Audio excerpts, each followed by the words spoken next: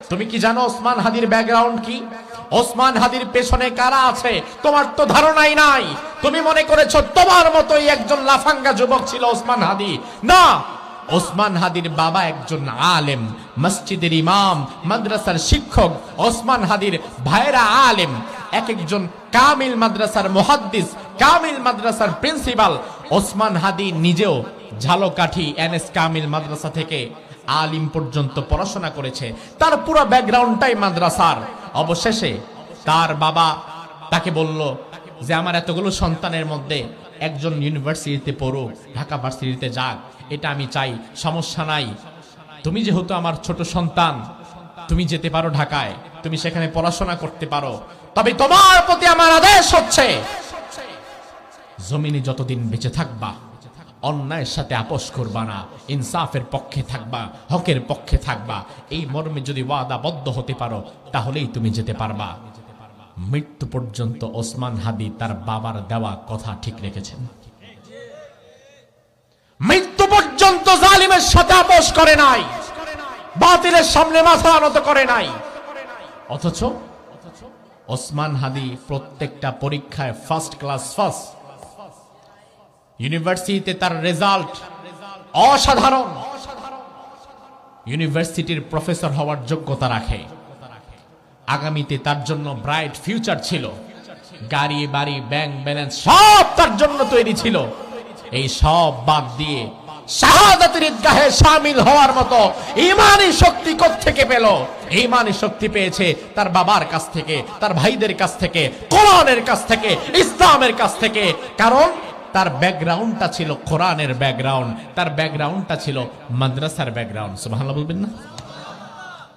জাগতিক শিক্ষায় শিক্ষিত হয়েছে, জীবনে কোনোদিন ইসলাম মানে নাই, নামাজ পড়ে নাই, কোরআন পড়ে নাই, হাদিস পড়ে নাই, মাদ্রাসার বারান্দা দিয়েও যায় নাই। এমন লোকের কাছে প্রাধান্য পাবে কি আখেরাত না দুনিয়া? কিন্তু ওসমান হাদির মতো যুবকের কাছে প্রাধান্য পেয়েছে আখেরাত। কারণ আখিরাতের মর্মটা ছোটবেলায় তার বাবা তাকে শিখিয়েছে।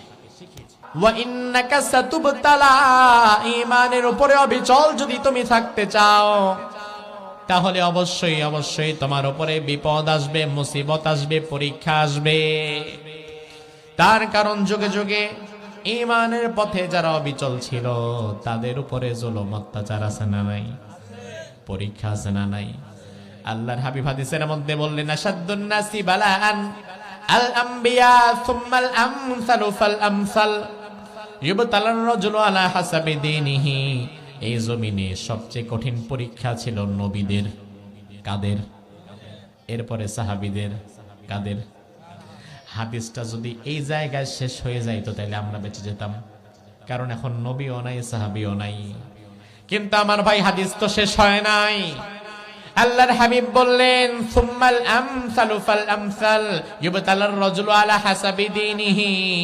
এই পরীক্ষার ধারা চলতেই থাকবে, চলতেই থাকবে। দুনিয়াতে ইনসাফের পক্ষে, ন্যায়ের পক্ষে, সত্যের পক্ষে, নবী রাসূলদের পক্ষে যারা থাকবে কিয়ামত পর্যন্ত তাদের উপরে এই পরীক্ষা আসতেই থাকবে। ওই পরীক্ষা এখনো আছে না নাই? এখন আপনি যদি বলেন, হুজুর আল্লাহ দিলে আমি খুব ভালো আছি, আমার জীবনে কোনো কষ্ট নাই, অভাব নাই, পরীক্ষা নাই।